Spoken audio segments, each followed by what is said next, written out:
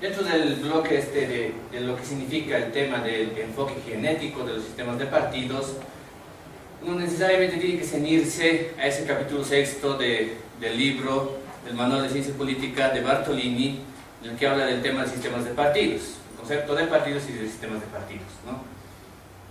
Obviamente, subrayando además que Bartolini no es el que produce este enfoque genético del sistema de partidos. Más adelante voy a explicar quiénes son los que construyen este concepto como tal. Bartolini, siguiendo a Sartori, define desde una primera perspectiva más minimalista lo que significa el sistema de partidos. Es un resultado de interacciones entre unidades partidistas.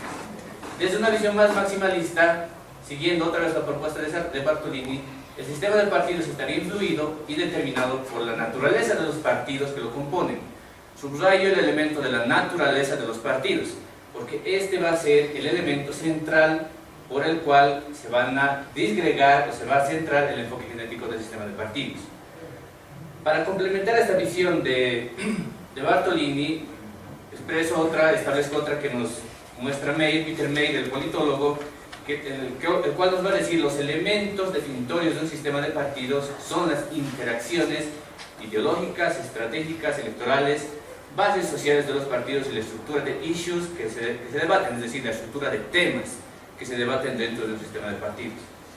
¿A qué obedece esto? Obedece a un concepto clave que se desarrolla dentro de lo que significan los enfoques genéticos, que tiene que ver básicamente con un término que es muy familiar para nosotros los politólogos, cuál es los clivajes, los cleavage en inglés. Entonces Bartolini va a desagregar sus enfoques del sistema de partidos dividiéndolos en tres básicamente: enfoques genéticos, morfológicos y de competición espacial e institucional. Yo me voy a ceñir solamente a lo que significan los enfoques genéticos del sistema de partidos en este caso.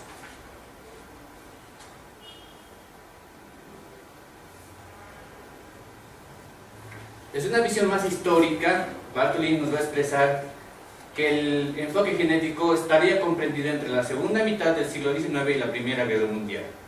Básicamente, donde entrarían variables como los procesos de democratización en ciernes que se estarían empezando a expandir y además los procesos de extensión del sufragio. Pero más allá de que el proceso de extensión del sufragio y los procesos de implementación democrática, de democratización en los estados, ¿cuál sería la diferencia para analizar los sistemas de partidos?, se pregunta Bartolini. Y aquí la diferencia básicamente que él encuentra son las fracturas político-sociales, es decir, los clivajes que existen en cada caso determinado. Y aquí primero nos presenta dos diferencias básicas para entender este tema de los clivajes.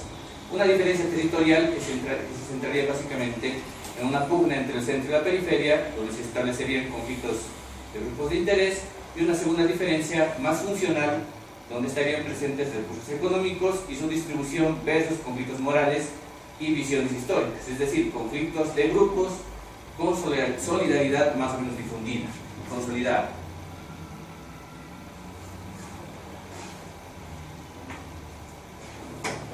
Pero ahora sí me voy a referir a dos autores que se han encargado de establecer el tema del enfoque genético del sistema de partidos. Estos son, por un lado, el sociólogo, politólogo Seymour Martin Lipset y el politólogo Steinrocker, quienes desarrollan básicamente para un contexto europeo, para 1967, en un texto seminal en el que establecen 4 grandes fracturas a la hora de estructurar el sistema de partidos europeos. Otra vez. Ellos van a decir que el enfoque genético, a partir de la lectura de la sociología política, podría establecerse a partir de una división de líneas de fracturas. Estas 4 grandes fracturas o clivajes, también conocidos, serían los siguientes. Por un lado, estarían divididos en 2 grandes dimensiones, básicamente por un corte histórico.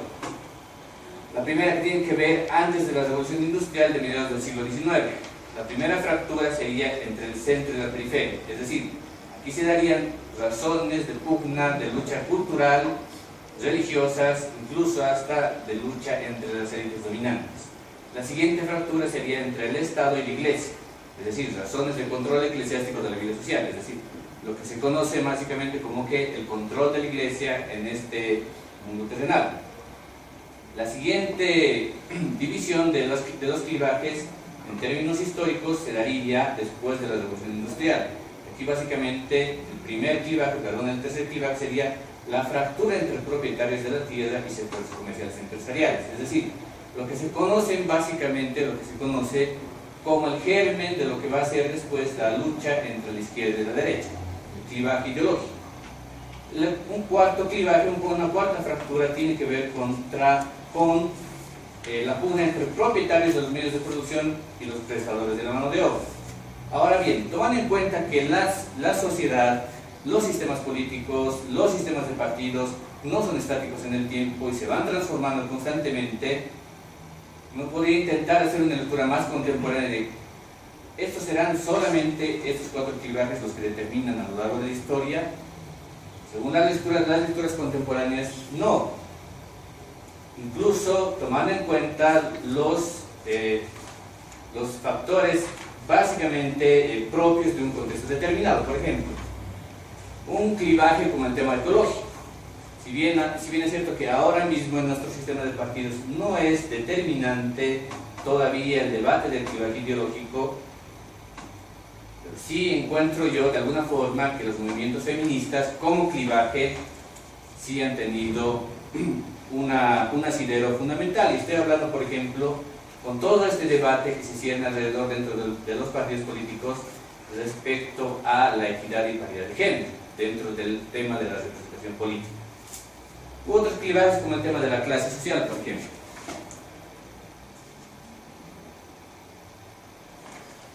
Un tema para el debate que me parece crucial a la hora de analizar el tema de los clivajes y que lo establece Bartolini es esta propuesta de que la existencia de una determinada coalición entre un grupo partidario de una determinada línea de ruptura reducirá la posibilidad de alianzas de los demás grupos, es decir, los clivajes emergen solamente así por espontaneidad dentro de un sistema de partidos. Yo creo que no. ¿Por qué? Porque pudiera ser que bajo la forma, la lógica de establecer alianzas y coaliciones de organizaciones políticas, de grupos partidarios, etcétera, etcétera, se vayan aliando en torno a un clivaje determinado y ese clivaje determinado surja y sea predominante de nuestra existencia en el sistema de partidos. Estoy hablando, por ejemplo, de lo que los autores contemporáneos en Bolivia se refieren a temas simbólicos como por ejemplo el tema de la inclusión social o el tema de lo étnico. Por lo menos durante los últimos 15 años nos hemos estado debatiendo respecto a este tipo de clivajes. O lo que ocurría antes en los 90, el tema de lo neoliberal, entre comillas, y el libre mercado y el estatismo, es decir, el clivaje económico.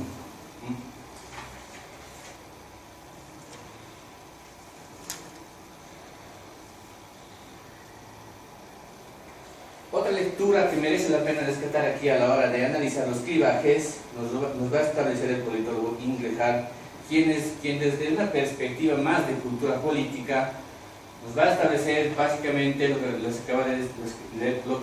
acababa de decir hace un momento atrás respecto a que el clivaje serían pautas relativamente estables de polarización por las que determinados grupos apoyan determinadas políticas o partidos.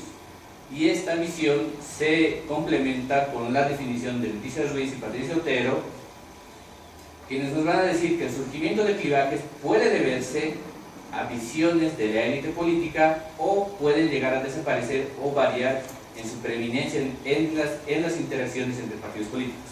Otra vez, este tema de las interacciones, de la naturaleza de los partidos políticos y de los clivajes es determinante para poder entender todo lo que significa el enfoque genético de los sistemas de partidos.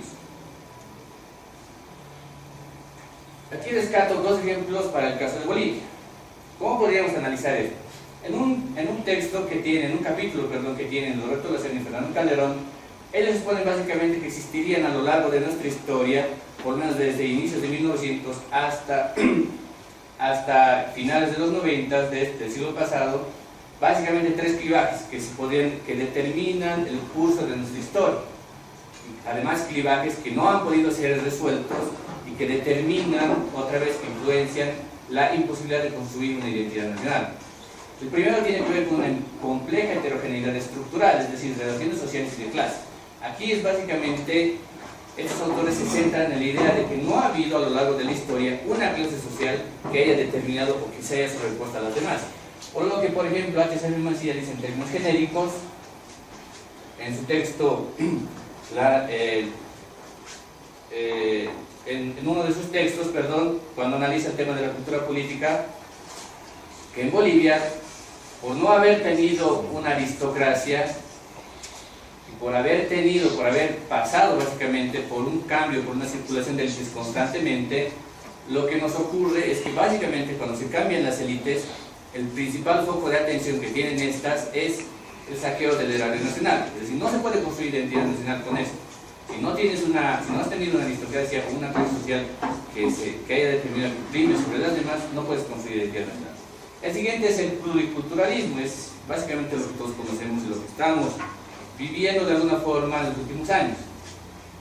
Y el otro, que desarrollan con gran fuerza más bien y con mayor detalle, es el tema de la territorialidad, es decir, los conflictos regionales. Ellos mencionan que el conflicto regional como clivaje se mantiene constante a lo largo del tiempo y es un problema fundamental que en algunos momentos de la historia se atenúan, pero en algunos momentos emergen con fuerza, que son determinantes dentro del sistema de partidos. Ahora bien, en un paper que publiqué en España para un congreso de investigación, yo me preguntaba si el clivaje biológico podría ser algo determinante para leer el sistema de partidos y para analizar la política en Bolivia. Rescatando un estudio de Manuel Alcántara en el que hace preguntas a los principales dirigentes de los partidos, primero preguntándoles en el eje izquierda-derecha dónde se autoubican ellos mismos como partidos y dónde ubican a los demás, ellos mismos, a sus principales contenidos, uno se da cuenta de una primera constatación que es sorprendente. Solamente el MIR se autoubicaría y además los otros los ubicarían en el centro del eje ideológico izquierda-derecha. Mientras tanto, el resto estaría dividido básicamente o mezclado en todas las otras casillas. Curiosa constatación, porque además si esto se complementa con la visión de otro politólogo norteamericano como es Ramis, que establece básicamente dos variables críticas para analizar el tema de la ideología en estos contextos. Uno es la movilidad partidista y otro es la percepción partidista. La movilidad partidista básicamente significa la probabilidad de que dos partidos que aparentemente son antagónicos se vayan a aliar. Esto trastaría totalmente con el tema del conflicto ideológico en Bolivia, porque si uno recuerda esa frase trillada de cruzar ríos de sangre, se da cuenta que el tema ideológico en cierta forma, de cierta medida, en los pactos postelectorales que se establecieron en los 90 no tiene su asidero, pero tampoco tiene su asidero ahora mismo, porque el MAS, como la primera principal fuerza política a nivel nacional, establece pactos políticos preelectorales. Entonces, ese es básicamente, quizás de alguna forma, el debate en el tema ideológico. Finalmente, esta es un poco la bibliografía que he revisado para la exposición de hoy día. Y ahora, entrando un poco con el tema de, si me permiten, ¿puedo entrar a la propuesta del programa que tengo? Sí, no, por supuesto. Sí. Tienes ya concluido el tiempo de exposición Sí. del tema y comienza el tiempo de exposición del programa. Ah, perfecto. Bueno, Una breve división. Mientras se expone su programa, ¿podría ver los libros que... sí, es básicamente lo que voy a hacer ahora mismo, ¿no? No, solamente conversar. Sí, no sí, interrumpo, sí. solamente voy a ver. Bueno, he dividido básicamente mi programa en tres grandes grupos. Por un lado, los clásicos que tienen que ver con el tema de la teoría de las élites. Por otro lado, textos que tienen que ver con el entendimiento del concepto del sistema de partidos y con el entendimiento del sistema de partidos. Por un lado tenemos a Gaetano Mosca con la clase política, Robert Michels con los partidos políticos estudio seminal, Wilfredo Pareto, quien es el que establece todo el tema de la circulación de las élites, Wright Mills, que habla básicamente de un estudio seminal respecto a quién gobierna en Estados Unidos, la élite en el poder. Para hablar del tema de los partidos políticos está este estudio obviamente clave de Duverger, los partidos políticos, de Giovanni Sartori, los partidos y sistemas de partidos, y antes de eso incluso está este que es un clásico ya dentro de la ciencia política de Ostrogorsky, La democracia y los partidos políticos. Todos los textos básicamente parten de este y de otro más que no lo he podido conseguir hasta ahora todavía, que es de Schatzschneider, que habla igual del tema de los partidos políticos, es decir, son estudios seminales respecto a este tipo de análisis. Después está dentro de lo que significan los manuales y las agregaciones de los sistemas de partidos, el manual de ciencia política de la editorial ACAL, para analizar sobre todo el tema institucional y neoinstitucional, las corrientes, los partidos políticos y los sistemas de partidos de Alan Wade. Este otro texto que me permito además presumir de alguna forma, porque es un texto cuyos autores han sido profesores míos en la Universidad Autónoma de Madrid. José Ramón Montero, Richard Gante, Los partidos políticos, viejos conceptos y nuevos retos. Un texto sumamente importante para entenderlo. Y un texto clásico que es de Robert Dahl, La democracia y sus críticos. Angelo Panebianco, Modelos de partido. Pues esa es la dimensión, si quieren, un poco más teórica. Dentro de la dimensión que sería más práctica, más empírica, lo que me interesa sobre todo es analizar en mi propuesta el tema de la dimensión informal de los sistemas de partidos, el juego que existe dentro de los partidos políticos. Para esto me voy a valer primero de un texto de un politólogo argentino, Torcuato Di Tella, Actores y Coaliciones. Luego, un estudio sobre el clientelismo contemporáneo, Favores por votos, de Javier Ayuero. Dos textos en inglés, porque básicamente toda la literatura que se está estableciendo sobre las relaciones informales de la dimensión de la política, clientelismo y política social y calidad de la democracia, de Larry Diamond y Diego Avente. Y quizás esta autora sí les va a sonar mucho más familiar, Susan Stokes, Brokers and Borders and Clientelism. Es un estudio sobre el rompecabezas de las políticas distributivas, es decir, cómo influyen el tema dentro de la dimensión de la informal las políticas distributivas. Y un texto que es tremendamente, desde mi perspectiva, es tremendamente clave para establecer herramientas de análisis de los partidos y de los sistemas de partidos, que es de Leticia Ruiz y Patricio Otero, Indicadores de partidos y sistemas de partidos. Este texto nos brinda realmente herramientas con ejercicios detallados para cualquier docente que quiera establecer o que quiera hacer ejercicios con sus alumnos dentro de lo que significa evaluar, cómo se puede evaluar los partidos políticos de forma individual y de forma agregada, cómo se puede evaluar un sistema de partidos. Y luego finalmente, para analizar un poco el caso ya de Bolivia, este texto que es, desde mi perspectiva, está denostado y está un poco venido a menos en la historia porque merece la pena ser revisado. La democracia en nuestra historia, de Bautista Saavedra. Este otro de los 80s, que tiene un capítulo que es crucial para entender todo el tema del presidencialismo parlamentarizado. ¿Qué significa el presidencialismo parlamentarizado? ¿Cómo se ha configurado la política de los sistemas de partidos en Bolivia? Es un texto editado por Jorge Lanzaro, por Claxo, pero que tiene un capítulo del politólogo René Antonio Mayorga, que nos habla básicamente de todo este tema de qué es el presidencialismo parlamentarizado, en qué consiste esto, ¿no? La tesis doctoral de Fernando Mayorga, Neopopulismo y Democracia, donde igual establece algunos quiebres dentro de nuestra historia y donde además nos hace algunas referencias importantes para entender el sistema de partidos. Jorge Lanzarte, con su texto Nuevos Códigos del Poder en Bolivia, una visión más crítica de lo que está ahora emergiendo, y dos textos que acaban de aparecer hace poco, uno de María Teresa Segada, pero de Jorge Comalina, El espejo de la sociedad, donde se analiza básicamente el tema de la representación en Bolivia. Y finalmente uno de un historiador, Aymara, que analiza todo lo que significa las formaciones de los partidos indigenistas en nuestra historia. Indigenismo y los movimientos indígenas en Bolivia, de Roberto Choquecaños. Creo que son, perdón, de alguna forma algunos textos claves para poder darle alguna entrada a lo que significa toda esta materia, toda la asignatura que corresponde a la postulación. Bueno, si tienen alguna pregunta, con esto yo ya he terminado. Les agradezco mucho por la atención.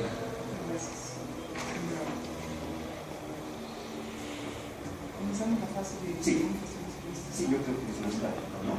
Sí, me parece mejor que cada pasada. vamos por 10 minutos. Sí, 10 a 15, ¿no? Ya, 10 a 15, me parece bien.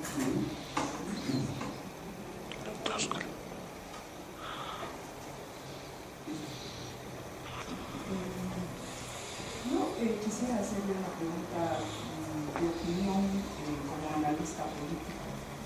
Nos ha expuesto una lectura de cuáles son los clivajes que considera que marcan el espacio político boliviano.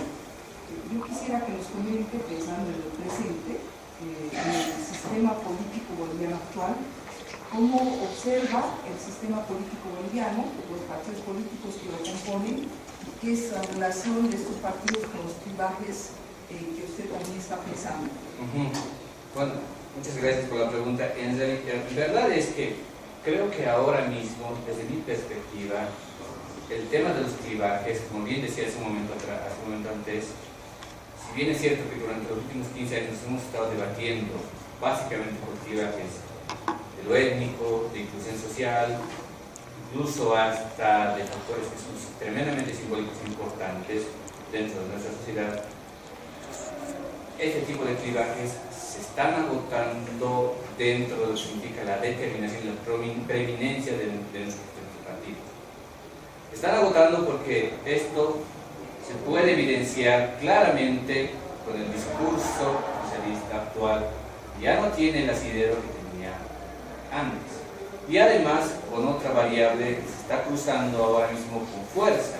Tiene que ver básicamente con el desarrollo fuerte que hay en las ciudades. Es decir, el impulso grande que hay ahora mismo, la fuerza que está empezando a meter dentro de una nueva clase media, si me permite la palabra, lo que el Banco Mundial le llama los nuevos vulnerables, ¿no?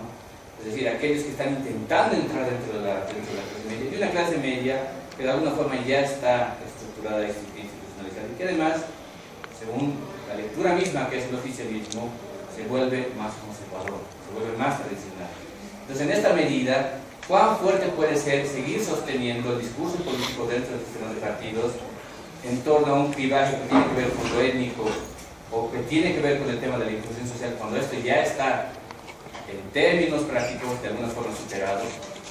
Y esto me hace pensar, o sea, yo decía, y esto me hace quizás poner un nota al pie de página al currículum que se ha presentado, que no está ahí actualizado el tema de la formo parte de un grupo de análisis de un programa de televisión del Tauno como un panelista fijo. Yo decía en el anterior programa, por ejemplo, la mirada que hace Carlos Macusaya al alto. Él dice que básicamente en las elecciones subnacionales los jóvenes salteños miraban a Felipa Huanca como un resabio poco tentador de superar. Es decir, mujer indígena que viene del campo, que no demuestra tener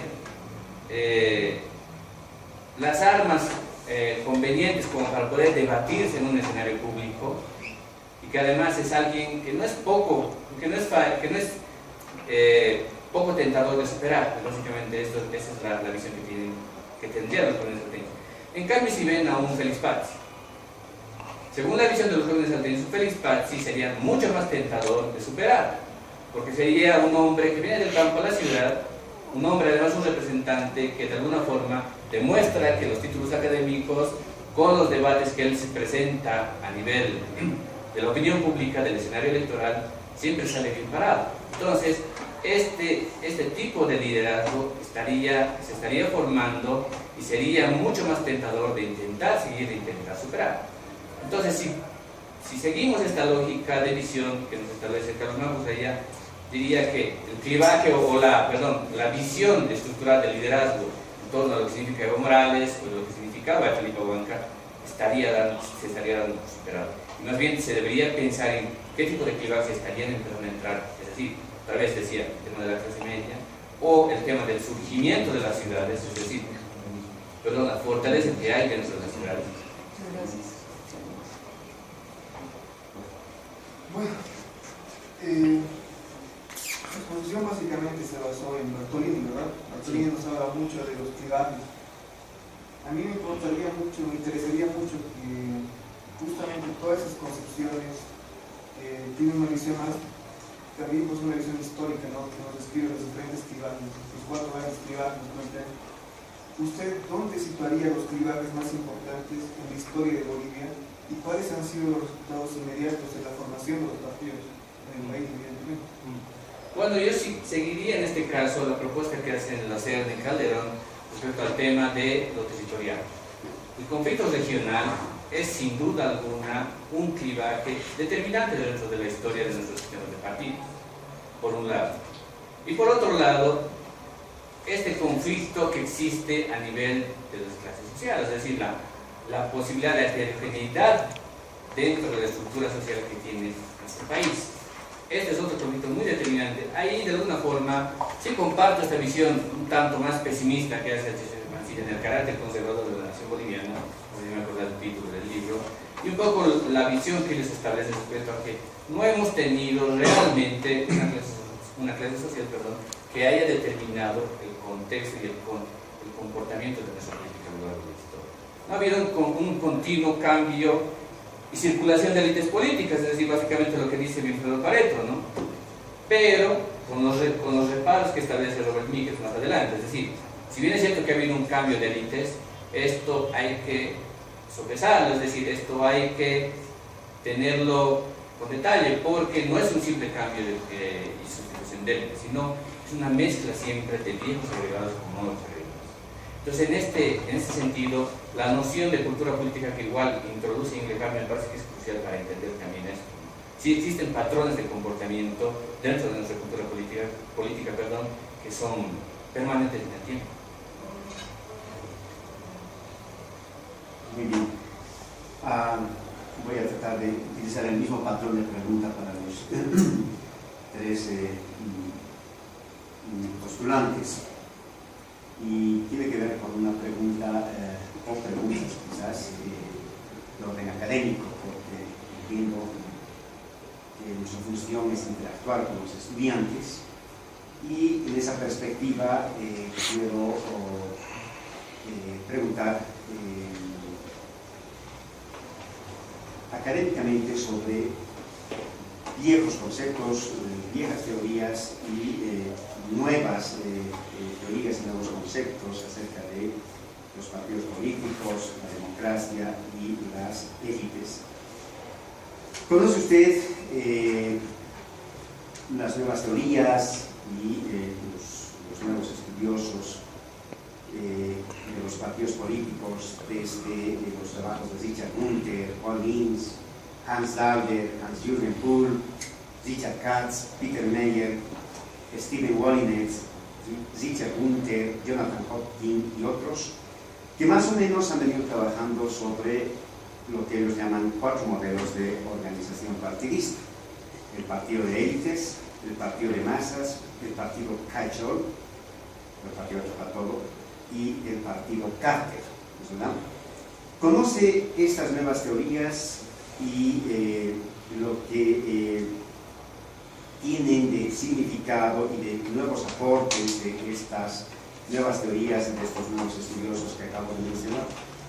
Sí, bueno, básicamente, ciñéndonos a la teoría, diría, bueno, me gustaría partir primero de este gran debate que se ha empezado a surgir de un jurista alemán, que yo lo considero más conocido que jurista, Leibholz, que nos va a decir: los partidos son la manifestación racionalizada de la democracia directa en el moderno Estado territorial. ¿Cómo se entiende esto realmente? Es decir, ¿existiría aquí una pugna o un choque entre lo que significa la democracia directa y la democracia participativa? A partir de ahí, la visión que acaba de preguntar respecto a esta división de los partidos políticos, esta tipología de los partidos políticos, por un lado, los partidos de élites obviamente estarían dentro de toda la teoría que significa Max Weber y Duverger. O también son llamados partidos notables, partidos de cuadros, de alguna forma. Los partidos de masas. Aquí los partidos de masas tienen básicamente el aporte grande de Richard Gunther y la de Diamond, quienes han encargado un poco de establecer qué características tendrían esos partidos de masas. No voy a explicar un poco porque es complejo, punto por punto, qué características tiene cada tipo de partidos. O el partido Koch-Al, el Atrápalo Todo. Kirchheimer es el que se encarga de establecer esta tipología de partidos Atrápalo Todos. Pero también Ganter y Diamond nos hacen una sistematización de lo que significan este tipo de partidos. En este texto, los partidos políticos, viejos conceptos y nuevos retos. El partido Carter, dos teóricos básicamente que intentan implementar, o que fundan más bien, perdón, esta categoría. Katz y Meyer, Peter Meyer, al que me refería hace un momento atrás.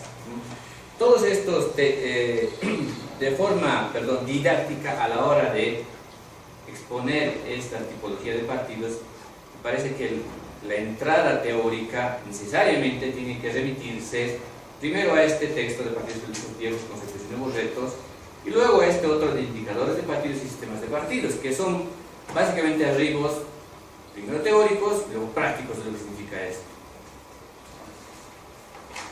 Gracias. Buenos días, primero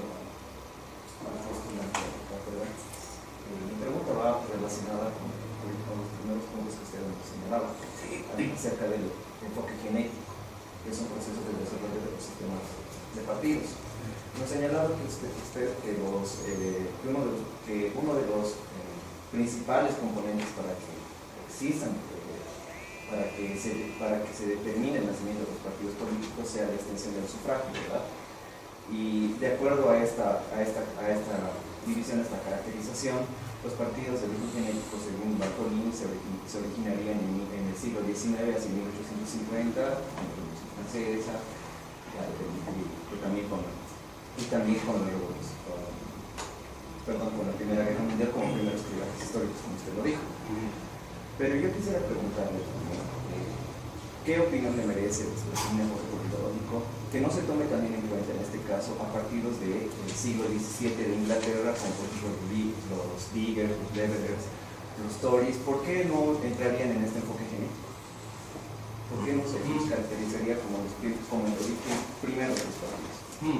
A mí me parece que para intentar para explicarle la pregunta, me remitiría más bien a nuestro caso en concreto. ¿Por qué antes de 1880 en Bolivia no se hablaba de partidos políticos, no se hablaba de sistemas de partidos? ¿Por qué?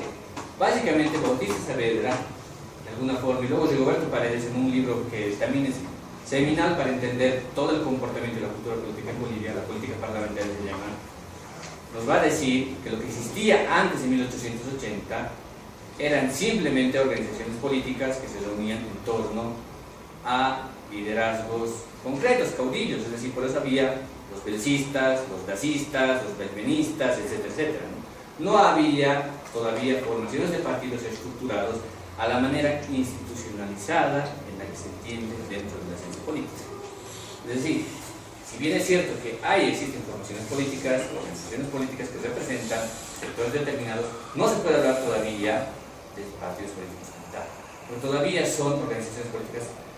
Otra vez, en el texto de Duvergier está igual, para el caso de Latinoamérica, cuando le preguntan qué opina de Latinoamérica, él dice que son básicamente organizaciones primitivas, no habla de partidos políticos.